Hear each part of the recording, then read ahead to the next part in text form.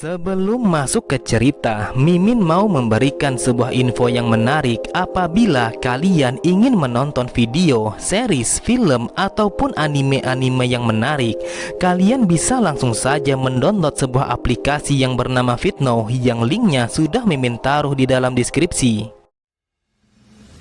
Assalamualaikum warahmatullahi wabarakatuh. Halo semua, kembali lagi di channel Raider Manhwa. Kali ini Mimin akan melanjutkan sebuah komik yang berjudul Raja Assassin Terkuat.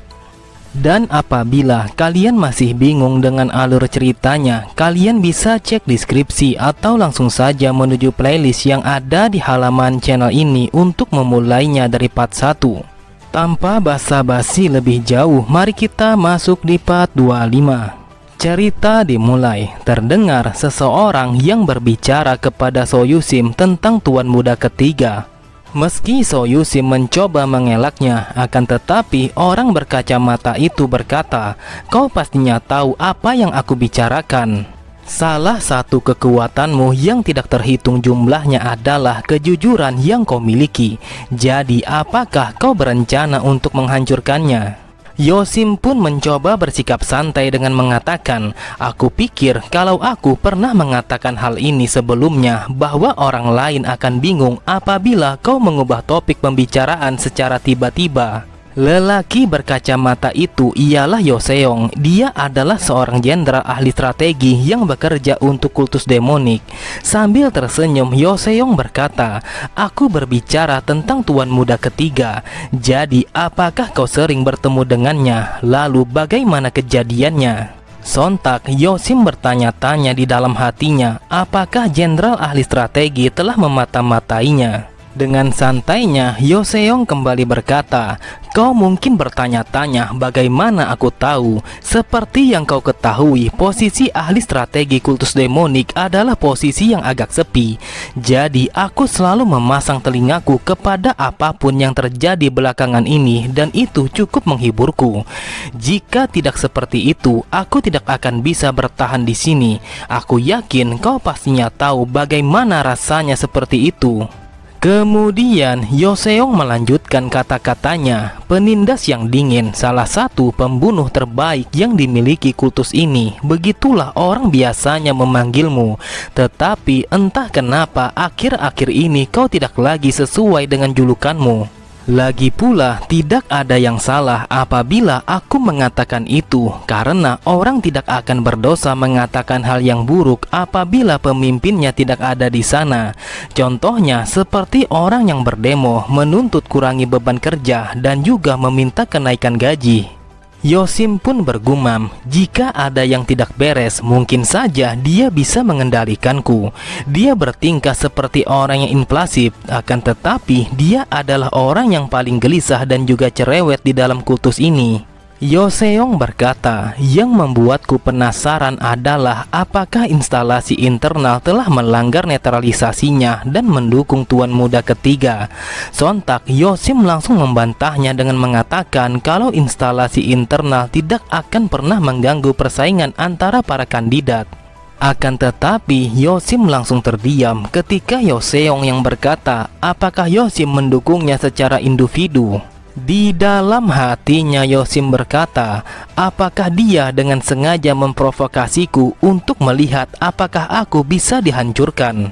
Lalu Yoseong kembali berkata, "Jujur saja aku tidak bisa campur tangan dalam keputusan yang telah kau ambil, karena aku tahu betapa pentingnya kultus ini bagimu. Itulah sebabnya aku sangat penasaran mengapa orang yang sangat setia kepada kultus ini telah mencoba mengirim tuan muda ketiga keluar dari kultus ini tanpa mengucapkan sepatah kata pun kepadaku." Melihat reaksi Yosim yang sangat terkejut, Yoseong berkata, "Tolong jangan kau menganggap kalau ini adalah sebuah ancaman. Lagi pula aku tidak akan mengirimmu ke ruang sidang atau apapun itu. Aku yakin kau melakukan ini karena memiliki alasan tertentu." Yosim pun bertanya mengapa Yoseong begitu penasaran kepada tuan muda ketiga. Sambil tersenyum, Yoseong pun menjawabnya kalau dia hanya penasaran kepada tuan muda dan tidak lebih dari itu. Di dalam hatinya Yosim bergumam, semua orang yang ada di dalam kultus demonik sangat memperhatikan Tuan Muda Ketiga. Dia adalah seorang kandidat penerus yang telah tumbuh menjadi lebih berpengaruh dan juga kuat. Bahkan dia tumbuh dengan kecepatan yang sangat pesat setelah terbangun dari penyumbatan ki yang dia alami. Memang benar, setelah aku bertemu dan melihatnya, aku pun menjadi semakin tertarik kepadanya. Lalu Yosim berkata, aku tidak tahu harus berkata apa. Aku tidak bisa menjelaskan seperti apa Tuan Muda Ketiga. Jadi kau harus mengenalnya secara langsung. Mendengar penjelasan Yosim, Yoseong berkata, apakah yang kau maksud ada sesuatu di dalam dirinya yang tidak dapat kau jelaskan? Ini sangat menarik karena aku belum pernah melihatmu berbicara tentang seseorang dengan seperti ini. Aku menjadi semakin berniat untuk bertemu dengannya karena setiap kali aku merasa bosan, ada saja sesuatu hal yang menarik yang terjadi kepada Tuan Muda Ketiga. Jadi apabila Tuan Muda sudah kembali, maka aku akan berencana untuk mengundangnya minum bersama denganku. Cerita kembali pada pertarungan antara Hajin melawan kelompok serigala yang menyerang pasukan kultus demonik. Mereka semua begitu takjub saat melihat Tuan Muda Ketiga begitu mudahnya membunuh sebagian serigala hanya dengan satu kali serangan saja. Di sisi yang lain, Jun Lirong bergumam, apakah orang itu salah satu dari pasukan kultus demonik? Ini sangatlah terasa aneh, dia telah menyerang para serigala, akan tetapi rasa haus darah yang menguasainya telah ia tunjukkan kepadaku. Matanya menatapku seolah-olah dia telah menaruh dendam yang begitu dalam kepadaku. Siapa dia sebenarnya? Dengan nada yang tinggi, Yuli yang berkata, berani sekali kau membunuh pasukan darah serigala tepat di depan mataku. Hajin pun berkata, jadi kau adalah pemimpin dari semua anjing jalanan ini. Sekarang aku yang bertanya, mengapa kau menjadikan dirimu sebagai bawahan orang tua itu? Tetapi untuk apa aku bertanya kepada seseorang yang sebentar lagi akan mati? Kemudian dari arah belakangnya terlihat seekor serigala telah bersiap untuk menyerang Hajin. Lalu Yuli yang berkata, aku tidak tahu dari mana asalmu, tetapi asal kau tahu aku akan membunuhmu apabila kau salah satu dari anggota kultus demonik. Hajin pun berpikir baunya seperti seekor serigala. Akan tetapi tanpa Hajin sadari, Goldie telah melompat dari dalam bajunya untuk menghadapi serigala itu. Yuli yang memberikan aba-aba kepada serigalanya untuk menyerang Hajin dari titik butanya. Hajin yang sudah tahu akan hal itu, ia berpikir, jadi begitukah caranya dia melakukan serangan? Dia memberikan perintah kepada serigalanya dengan menggunakan sebuah koneksi melalui inti energinya. Dari arah belakangnya, Goldie yang melihat kalau serigala itu telah berlari dengan sangat cepat. Ia pun langsung mengaum dengan teriakan yang sangat kuat. Bahkan energi yang ia gunakan sangatlah mengerikan.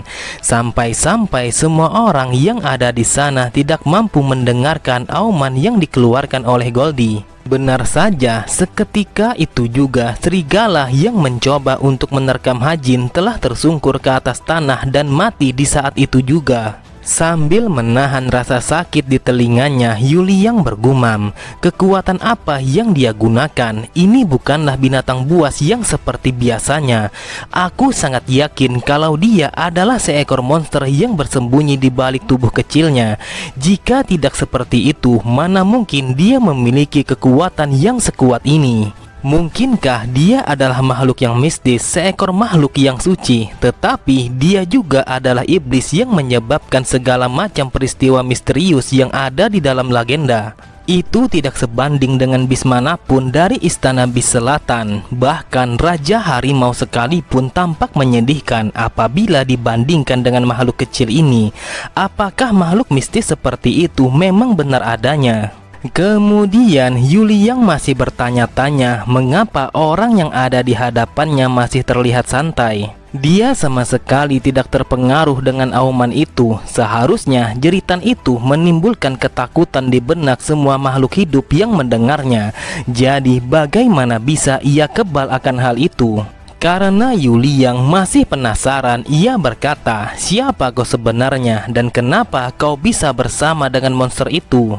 Dengan tatapan mata yang tajam, Hajin berkata, "Untuk apa aku menjelaskan kepada seseorang yang sebentar lagi akan mati?" Mendengar perkataan Hajin, Yuliang sangatlah marah. Ia pun menggunakan auranya untuk memulai sebuah serangan. Serangan yang ia gunakan bernama tinjuan serigala selatan. Yuliang berkata, "Dasar bajingan, aku akan memaksamu untuk membuka mulutmu." Namun Hajin yang sudah bersiap untuk menerima serangan itu, ia pun langsung menggunakan tangan kirinya untuk menahan pukulan yang dilancarkan oleh Yuliang. Terlihat Yuliang matanya menjadi terbelalak ketika melihat pukulan andalannya tidak mampu menembus pukulan Hajin. "Apa yang terjadi? Semua otot tanganku telah rusak, bahkan tulang-tulangku telah hancur berkeping-keping."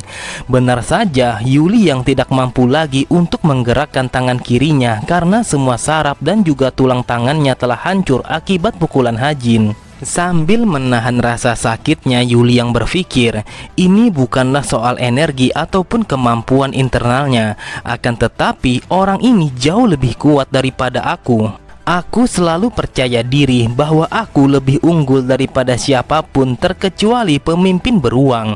Akan tetapi Yuliang sangatlah terkejut ketika melihat Hajin telah menghilang dari hadapannya. Namun tanpa Yuliang sadari, ia telah terkena pukulan Hajin dengan begitu telak, tepat mengenai titik vitalnya.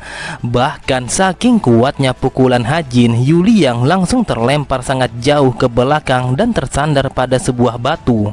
Kemudian Hajin berkata, "Aku telah teringat sebuah sekte yang mengendalikan binatang sebagai pasukannya. Sebuah sekte yang kekuatannya seperti sekte besar yang ada di dataran tengah. Dan itu adalah Istana Bis Selatan. Mereka adalah salah satu kekuatan yang terkuat yang berada di wilayah tembok luar." Dengan tatapan mata yang tajam, Hajin langsung mengayunkan pedangnya kepada Yuliang. Hajin berkata, "Namun apapun itu, mereka tidak ada hubungannya denganku. Jadi ini artinya aku bisa membunuhmu di saat ini juga." Benar saja, Yuliang langsung terdiam ketika tebasan pedang Hajin telah memotong lehernya dengan tebasan yang sempurna.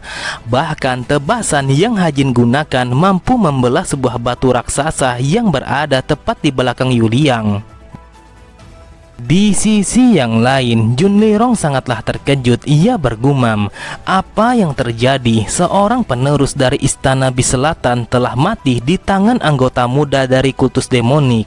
Bagaimana bocah itu melakukannya? Dia memiliki kekuatan yang sangat berbahaya." Kemudian setelah membunuh Yuliang, Hajin pun langsung melemparkan tatapannya kepada Junlirong yang masih berdiri di atas tebing.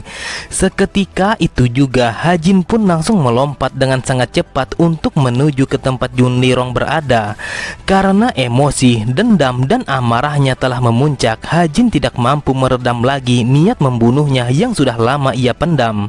Aku bisa saja mengabaikannya karena semua itu telah terjadi pada kehidupan masa laluku, dan aku bisa saja menjalani kehidupanku yang baru dengan cara yang damai.